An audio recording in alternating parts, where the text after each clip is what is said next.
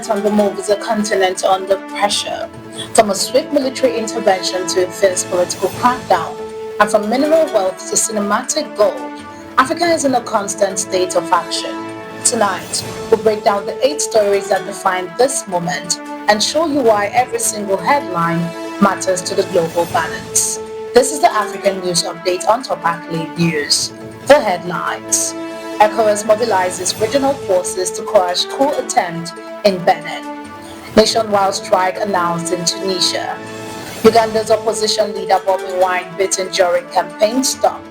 Congo imposes stricter rules on cobalt exports.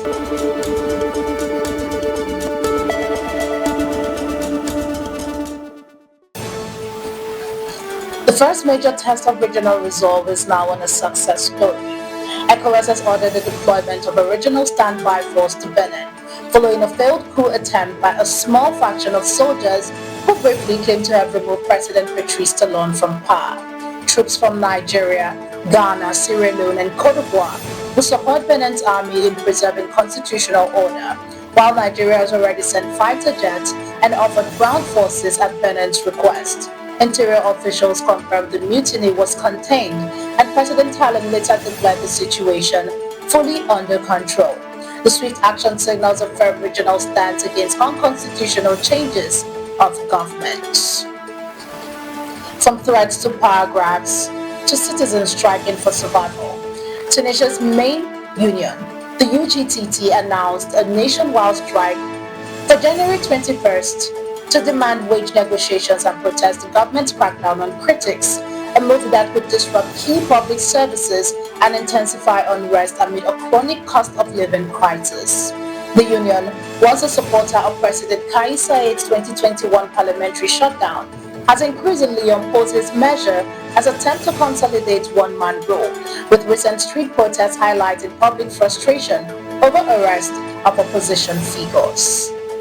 Across the continent to East Africa, Ugandan opposition leader Bobi Wine said he and his aides were beaten by security forces while campaigning in Gulu ahead of the country's January 15 presidential election, accusing police and military officers of attacking supporters with sticks and stones, leaving several people hospitalized.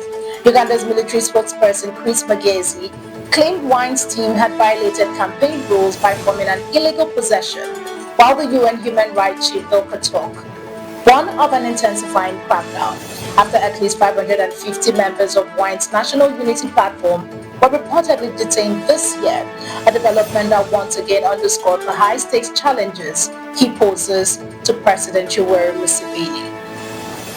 Shifting gears now from political power plays to the power of the global economy. The Democratic Republic of Congo has introduced new condition for cobalt exporters, requiring prepayment of a 10% royalty within 48 hours, a compliance certificate, and multi-agency inspections, potentially complicating the quota system introduced in October to regulate the world's largest cobalt supply. The government allocated 18,125 metric tons for the fourth quarter of 2025 and plans 96,600 tons annually from 2026, with top producers receiving the largest shares, while authorities warned that the non-compliance could lead to severe penalties, including license revocation. In Congo, even the bloodline of the global battery industry is subject to unpredictable rules that concern markets and manufacturers wheeling. You're watching the African News Update on Top Accolade News. Do stay with us. Still to come.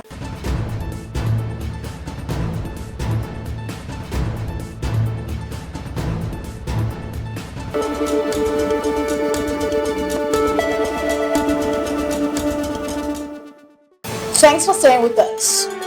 To a massive infrastructure bet on the continent's future, Ethiopian officials on December 8, 2025 signed a host-country collaborative agreement with Inside Dynamic Resources in Addis Ababa to advance the Gas by Rail Economic Corridor Initiative, a proposed 73,500-kilometer rail network intended to transport liquefied natural gas across 40 sub-Saharan African countries to move more than 1.2 billion people. The virtual pipeline aims to cut wood fuel use and emissions by up to 75% and support a vast industrial transformation, with Ethiopia set to host an Ethiopia cluster for green hydrogen, iron and steel production, as preparation began for the 2026 Summit of African Leaders, a moment where rail becomes more than transport lines, but symbols of a cleaner African future. Let's look at a simpler move for revenue. Egypt raised its entry visa fee from 25% to 45% with immediate effect after President Abdel Fattah al-Sisi ratified amendment to Law Number 175 of 2025, a change established in the official gazette and applying to visas issued on arrival and through electronic platforms, and in a decade-long period in which the lower rate was seen as part of Egypt's appeal to tourists, including visitors from Arab countries who were added to the same fee structure in 2021. This move signals Cairo's readiness to place revenue above price incentives in an increasingly competitive global tourism market. We move to the global power of Nigerian culture. The Minister of State for the FCT, Maria Mahmood, reiterated the federal government's commitment to supporting Nigeria's film industry during the closing ceremony of the 2025 Zuma International Film Festival in Abuja, highlighting the festival's role in talent development, cultural projection, and economic growth under the Renewed Hope agenda. She encouraged filmmakers to expand into animation, streaming, and digital storytelling, while NFC CEO Ali Nuhu praised the event for strengthening partnership and rewarding excellence as awards were presented across categories including Best Filmmaker, Children's Film, Foreign Film, and Sound and Digital Content. Nigeria's cinematic stories are not only entertainment, but powerful tools shaping global perception and national identity. And finally, a moment of sporting glory to cap the night. Orlando Pirates secured the Carling Knockout Cup on Saturday, edging Marumo Gallants 1-0 at the new Peter Mokaba Stadium after a tense encounter that required extra time with a decisive goal. Despite dominating possession and territory throughout regulation, Pirates were repeatedly denied by Gallants goalkeeper Washington Arubi until the breakthrough in extra time, marking the Buccaneers' second trophy for the 2025/26 season and ending a long wait for the League Cup glory. From the high-stakes politics of Benin to the economic backbone of Ethiopia and the enduring fight for democracy in Uganda, Africa remains a continent where every action has an immediate powerful reaction. The speed of change here is unparalleled. I am Ojorumi Okocha, and this is the African News Update on Top Accolade News, keeping you connected to the pulse of the continent.